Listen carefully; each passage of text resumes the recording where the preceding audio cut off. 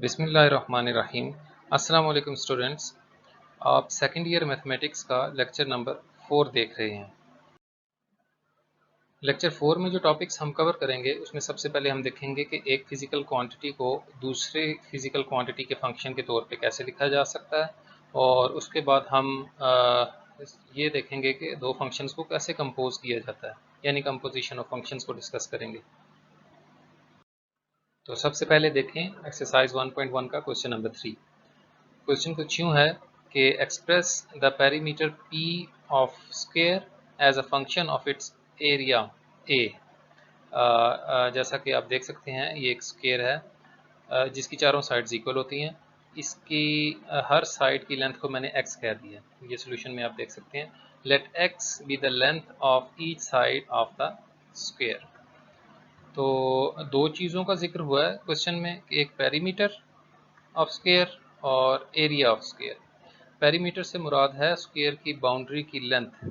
अब स्क्वायर की बाउंड्री में चार साइड्स आ रही हैं, इनको ऐड कर देंगे तो आपको पेरीमीटर मिल जाएगा, यानी टोटल लेंथ जो है इसकी बाउंड्री की।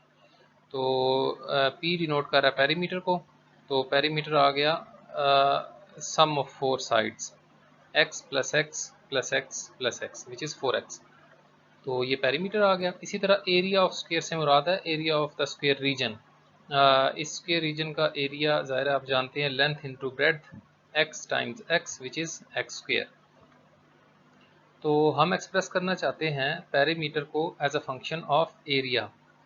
इसके लिए हम इक्वेशन 2 से x की वैल्यू निकालेंगे और उसको इक्वेशन 1 में पुट कर देंगे, तो हमारे पास p और a के दरमियान रिलेशन आ जाएगा। यानी p को हम इन टर्म्स ऑफ a लिख देंगे, p को as a function of a लिख देंगे। यही हमारी रिक्वायरमेंट है। तो इसके लिए देखें, from equation number 2 a is equal to x square, यहाँ से स्क्वायर रूट लिया तो x की वैल्यू आई स्क्वायर रूट ऑफ a। इसको इक्वेशन नंबर 1 में पुट कर देते हैं। इक्वेशन नंबर 1 थी p is equal to 4x, तो यहाँ पे जब पुट करेंगे वैल्यू तो p is equal to 4 under root a। अब देखें p को हमने इन टर्म्स ऑफ a लिख दिया, p को इन टर्म्स ऑफ a लिख दिया, यानी p is a function of a। यही रिक्वायरमेंट थी क्वेश्चन की। नेक्स्ट देखें, क्वेश्चन नंबर 2 की पार्ट 2 की स्टेटमेंट है the area a of a circle as a function of its circumference c। तो अब एरिया ऑफ सर्कल से मुराद है area of this circular region. तो इसके रेडियस को, जो मेन पैरामीटर है सर्कल का, उसके रेडियस को मैंने r से डिनोट किया। तो एरिया ऑफ सर्कल आप जानते हैं पाई आर स्क्वायर के इक्वल है एरिया ऑफ सर्कुलर रीजन, और सर्कमफेरेंस ऑफ सर्कल जो है वो 2 पाई आर के इक्वल होता है। तो बिल्कुल सेम प्रोसीजर, इक्वेशन 2 से हम वैल्यू निकालेंगे r की। दोनों देखें, एरिया और सर्कमफेरेंस दोनों r पे डिपेंड कर रहे हैं। एक इक्वेशन से r की वैल्यू निकालेंगे और दूसरी में पुट कर देंगे, दोनों के दरमियान रिलेशन मिल जाएगा हमें। तो देखें, मैंने c is equal to 2 pi r, यहाँ से मैंने r की वैल्यू कैलकुलेट की है c ओवर 2 पाई। इसको इक्वेशन नंबर 1 में पुट कर देंगे।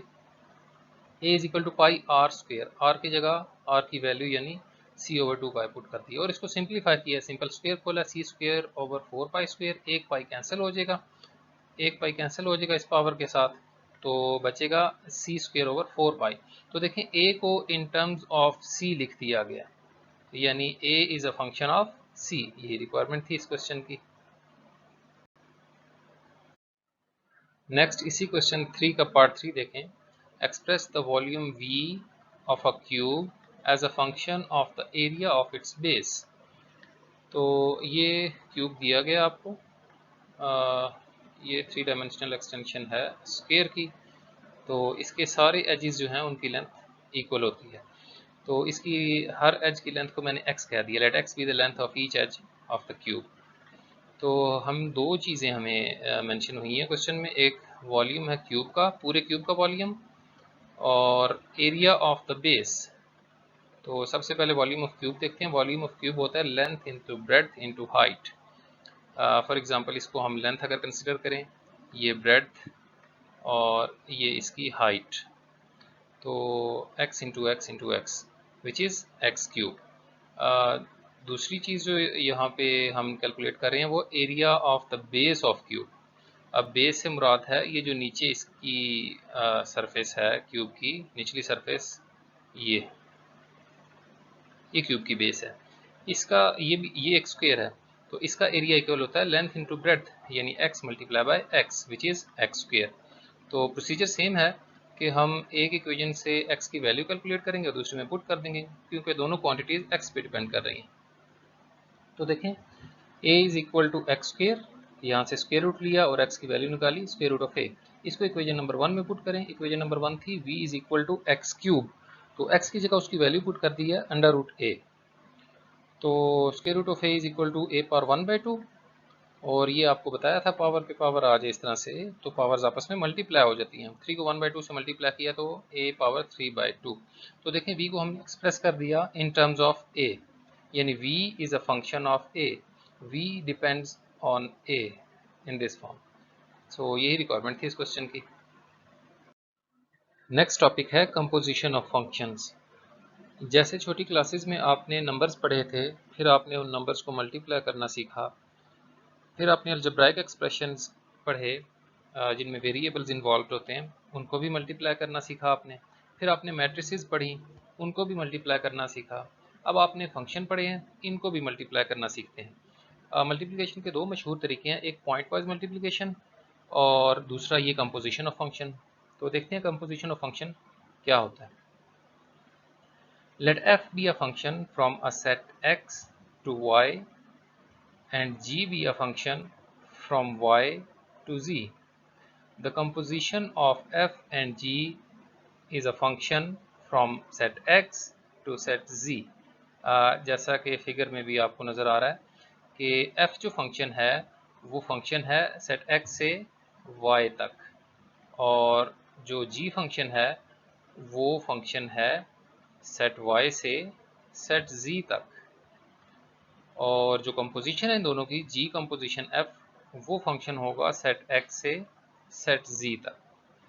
डेफिनेशन कुछ यूँ है कि g कंपोजिशन f या g सर्कल f भी पढ़ते हैं इसको, ऑपरेटिंग ऑन x,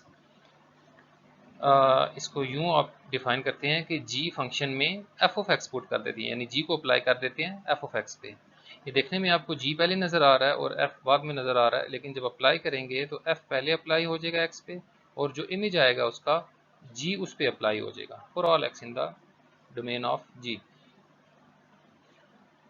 यहाँ कुछ नोटेशंस हैं काबिल गौर कि g कंपोजिशन f को ब्रीफली ऐसे भी लिखा जा सकता है g इंटू एफ, और ये जनरली कम्यूट नहीं करते। जी कंपोजिशन एफ और एफ कंपोजिशन जी आमतौर पे इक्वल नहीं होते, ये भी हम जो प्रॉब्लम करेंगे उसमें भी आपको वाज़ेह हो जाएगा। और तीसरा, किसी फंक्शन को अपने साथ अगर कंपोज किया जाए तो उसको ऐसे एफ इंटू एफ या एफ स्क्वेयर भी लिखा जाता है, और इसी तरह से पावर्स कैलकुलेट होती हैं फंक्शंस की। तो देखें प्रॉब्लम देखते हैं। सबसे पहले क्वेश्चन नंबर 1 है एक्सरसाइज 1.2 का। The real valued functions f and g are defined below. Find f composition g, g composition f, f composition f और g composition g। अब हर पार्ट में मुख्तलिफ फंक्शन दिए गए हैं। जो पहला पार्ट है उसमें फंक्शन f दिया गया है 2x+1 और फंक्शन g दिया गया है 3/x-1। तो सबसे पहले f कंपोजिशन g को कैलकुलेट करते हैं। बाय डेफिनेशन देखें f कंपोजिशन g क्या बन जाएगा, फंक्शन f में जहाँ जहाँ x आ रहा था वहाँ g ऑफ x लिख देंगे। यही सीखा हमने एक्सरसाइज 1.1 में कि f को g ऑफ x पे कैसे अप्लाई करेंगे। फंक्शन f को लिखेंगे और उसमें जहाँ x आ रहा है उसकी जगह पे g ऑफ x पुट कर देंगे। तो फंक्शन f था, ये आपको क्वेश्चन में दिया गया, फंक्शन f था 2x+1, तो हम लिख देंगे 2x+1, लेकिन x की जगह पे क्योंकि हम g ऑफ x चाहते हैं, ये देखें तो ये बन जाएगा 2x+1 था तो अब बन जाएगा 2g ऑफ x+1, और g ऑफ x भी हमें क्वेश्चन में दिया गया है जिसकी वैल्यू है 3/x-1। तो g ऑफ x की वैल्यू ये पुट कर दी गई है। अब इसको जस्ट सिंप्लीफाई करना है, एलसीएम लेना है। 2 3 ज़ा 6 plus x-1 which is 5 + x/x-1। ये हमने f कंपोजिशन g कैलकुलेट किया। अब देखें g कंपोजिशन f को कैसे कैलकुलेट करेंगे। Same procedure. अब क्या करेंगे, जो फंक्शन पहले लिखा हुआ है g, उस फंक्शन को लिखेंगे, लेकिन उसमें जहाँ जहाँ x आ रहा है उसकी जगह f ऑफ x लिख देंगे। अब फंक्शन g था, क्वेश्चन में देखें फंक्शन g है 3/x-1, तो हमने लिख दिया 3/x x minus one function था, लेकिन हमें x नहीं चाहिए बल्कि g of f of x चाहिए, तो फंक्शन में x की जगह f ऑफ x लिख दिया ये। और f ऑफ x की वैल्यू हमें क्वेश्चन में गिवन है 2x प्लस वन, वो पुट कर दी और इसको सिंप्लीफाई किया तो 3/2x आंसर आ गया। सिमिलरली पार्ट सी में कह रहा है कि f कंपोजिशन f कैलकुलेट करें। अब होगा यूं कि फंक्शन f में यूज फंक्शन f होगा और उसमें जहाँ जहाँ x आ रहा है उसकी जगह f ऑफ x लिख देंगे, यानी f ऑफ x। तो फंक्शन f था 2x प्लस वन, लेकिन हमें चाहिए f ऑफ fx, तो हम x की जगह f ऑफ x लिख देंगे। और f ऑफ x की वैल्यू आपको पता है 2x प्लस वन है, वो पुट कर दी।